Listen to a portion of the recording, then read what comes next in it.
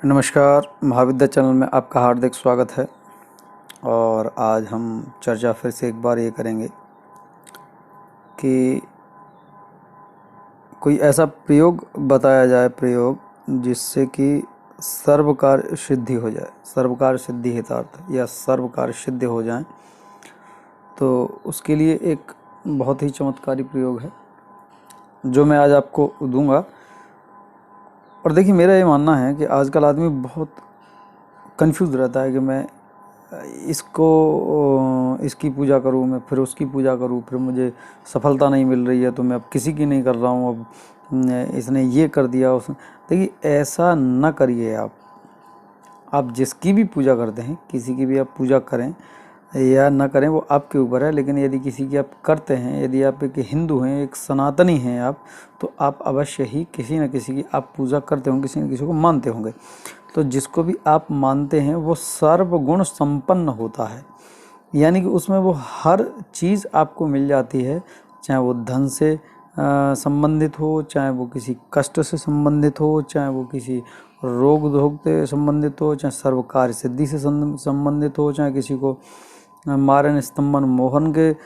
एक ही जो भी आप जिसको भी अपना इष्ट मानते हैं, उस इष्ट में हर वो क्षमता होती है जो आपके किसी भी कार्य को करने के लिए, वो आपकी रक्षा करने के लिए, आपके सर्वकार सिद्धि करने के लिए वो पूर्णतः सफल है।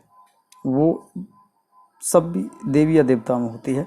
तो आप ये पहले तो ये ना करें कि 10 दिन इसकी करी, फिर 20 दिन उसकी कर ली, फिर 50 दिन उसकी कर ली और फिर नहीं हुआ तो छोड़ दिया। ऐसा ना करें, ये गलत है। तो दूसरी बात यह है कि मेरा ये मानना है कि हमेशा आप अपनी सुरक्षा को थोड़ा कड़ा रखिए। सुरक्षा के लिए आप थोड़े से जागरूक रहिए।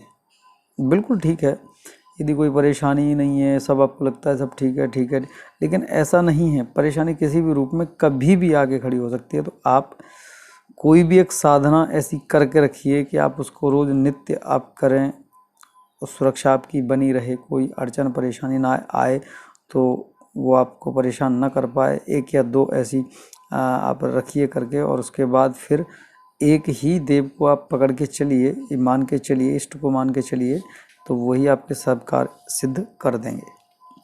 तो आज का प्रयोग ये है कि आज हम चर्चा करेंगे काली माता भगवती माँ महाकाली के सहस्त्र नाम के बारे में। देखिए, सहस्त्र नाम एक ऐसा स्तोत्र है जिसमें सर्व कार्य सिद्धि की सबसे ज़्यादा क्षमता होती है। यदि ये प्रयोग इस तरीके से जो मैं बताऊं, आप उस तरीके से यदि करते हैं, उस विधि के साथ यदि आप करते हैं, तो आप ये निश्चिंत मान लीजिए कि इस दुनिया में ऐसा कोई कार्य है ही नहीं जिसको वो कर न पाए।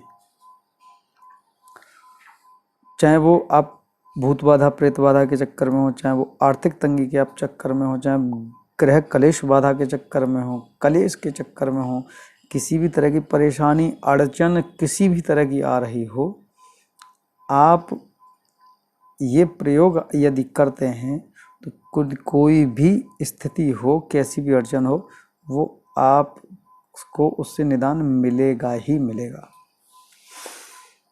अब होगा कैसे? क्योंकि देखिए, माता भगवती माँ महाकाली संहार की देवी हैं। वो विघ्न उनके सामने टिक नहीं सकता। विघ्न की तो क्या चले, उनके सामने भगवान शंकर नहीं टिक पाए, वो भी, उनको भी रूप बदलना पड़ा। तो आप और की तो आप कह नहीं सकते। यदि आप विघ्न में किसी में हैं तो तुरंत माता महाकाली की शरण में जाइए। यदि आप विघ्न में हैं तो तुरंत बगला माता की शरण में जाइए। आप विघ्न में हैं, माता तारा की शरण में जाइए। आप विघ्न में हैं, आप छिन्न मस्तका की शरण में जाइए। यदि आप आर्थिक परेशानी से जूझ रहे हैं तो माता महाकाली महालक्ष्मी की शरण में जाइए। यानी कि आपको अपने इष्ट को सबके साथ लेके चलना है। बात ऐसे है। तो आपको करना ये है कि जब भी आपको लगे कि परेशानी आ रही है तो आप काली सहस्त्रनाम को आप सिद्ध भी कर सकते हैं। काली सहस्त्रनाम को सिद्ध करने का मैं अलग से एक वीडियो आपको बना दूंगा। इसके बाद जो वीडियो आएगा वो काली सहस्त्रनाम को सिद्ध के लिए आएगा। तो आपको करना यह है कि किसी भी शनिवार, अमावस्या और मंगलवार से आपको कोई इसमें विशेष सामग्री की ज़रूरत है नहीं, ना ही कोई विशेष करने की ऐसी ज़रूरत है। यदि आप विशेष करना चाहेंगे तो फिर उसमें विशेष वाली चीज़ें होती हैं, जैसे कपूर है, लौंग है, बतासे हैं, उसके बाद नींबू हैं, काले उड़द हैं, काली सरसों हैं, काले तिल हैं, काली हल्दी है। ये सब चीज़ आप मतलब लेके तब करें। लेकिन वो एक बाद का विधान है, जब है तो मैं उसका वीडियो आपको दे दूंगा कि वो सभी से आप कैसे कैसे जितनी भी काली सरसों हैं, काली हल्दी है, काले तिल हैं, इन सब से भी सर्वकार्य सिद्धि हो सकता है। तो उसको कैसे करेंगे वो बाद की बात है। आज हम सहस्त्र नाम की बात कर रहे हैं, तो मैं सहस्त्र नाम के बारे में आपको बताऊंगा। तो आपको करना यह है कि किसी भी शनिवार से आप सुबह सूर्य उदय होने से पहले नहा धो के आप भोर में ही उठ जाएं, सुबह ही, और नहा धो के शुद्ध पवित्र हो जाएं।